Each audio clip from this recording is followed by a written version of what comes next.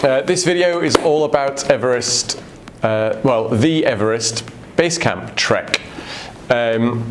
Most of us, including me, are probably not going to go to the summit of Mount Everest. I certainly don't fancy it. However, I really fancy going to the base camp. I actually haven't been myself yet, but we've got quite a few friends of the business that have, and actually one friend of the business has summited Everest. And so we thought it might be a good idea to make a quick video on the trek to the base camp, because although challenging, the vast majority of people will be able to manage it, and you'll get up to 17,600 feet, which is quite high, and as I say, it's a challenging trek within itself. So here's some frequently asked questions and then the answers that we often receive.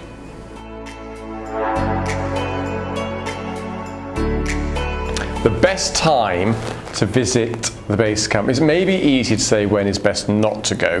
So it's probably a good idea to avoid December and January, just because of the temperature drop. So it can get to -15 or colder. And then the other time to avoid is summer. So July and August and maybe early September, because it's the monsoon season, so it's particularly wet.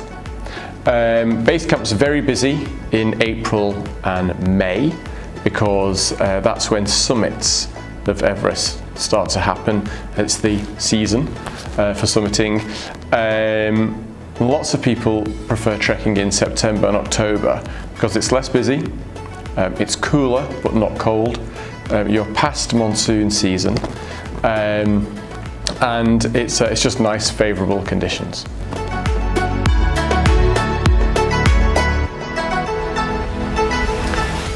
Yes, it's probably a good idea to do a little training. So if you're of reasonable fitness, you can manage the base camp trek. However, it's probably a good idea to do some longer walks. It's definitely a good idea to wear in some walking boots. If you can, it's a good idea to maybe go on treks of 5, 10, 15 kilometers with an ascent, just to get your body a little bit more prepared for the trek itself.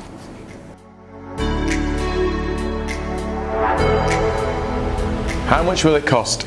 So it's a good idea to go with a guided group, of course. You're probably going to pay anywhere between £800–900 upwards, 1,500, 2,000. But your basics are usually £800, £1,000. What that will get you is your guide. Remember, this is 15 days, so get your guide or guides and your accommodation, and potentially porters too. Usually meals aren't included, and obviously you need to take your own gear. Oh, and sorry, the price often also includes your internal flight from Kathmandu to Lukla, where the trek will start.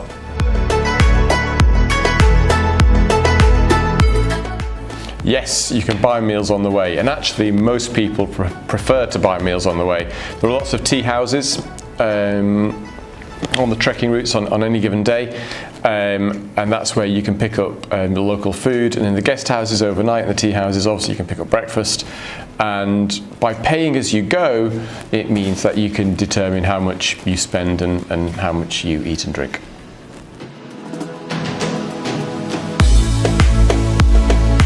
What gear will you need? Well, the first thing to mention is we've got a separate video, the link's below, on what you'd need for a trekking trip.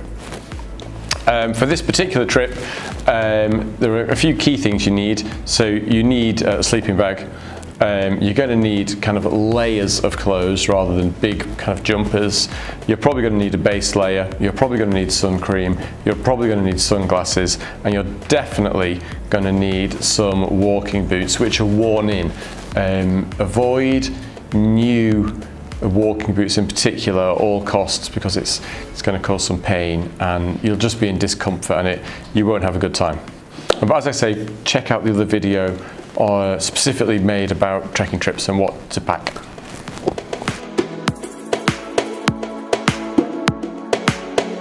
How much spending money might you need?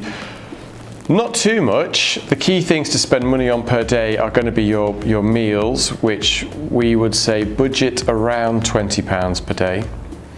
I think it's a nice thing to do and probably should do is tipping of the guides and porters, which is probably going to be around £5 a day. And if you want to book your return transfers to and from the airports, probably budget about £25.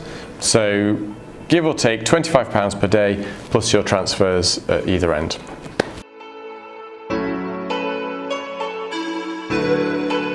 How close do we get to Mount Everest? The honest answer is not too close. I mean, it's going to look very big when you're in front of it, but of course it is still some distance. Remember, to summit Everest is quite a few days more trekking, but it's generally up rather than to.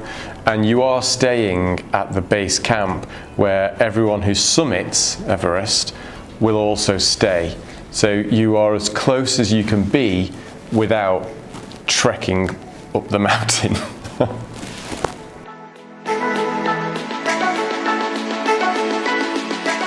Oh yeah, so trekking per day. So this is a good question, we get this frequently. So the distance and time of trekking per day can be from 1 kilometre, which is not much, an hour, up to, I think it's day 10, forgive me if I'm wrong, it's between 15 and 18 kilometres. It's quite a tough day, and that'll be the toughest day. So the trekking can be from anywhere from kind of 1 hour to 5 or 6 hours, with breaks included, and of course lots of the time you'll be ascending, but the average is kind of 3, 4, 5 hours. If you're interested in trekking to Everest Base Camp, we've got a number of tours from local trekking companies and some of the world's leading tour operators on the website. There are some links below. Have a look through. If you'd like any information, you can either click and we'll send you a brochure for the trip, or just chat to us or call us and we'll tell you everything you need to know. Thanks for watching.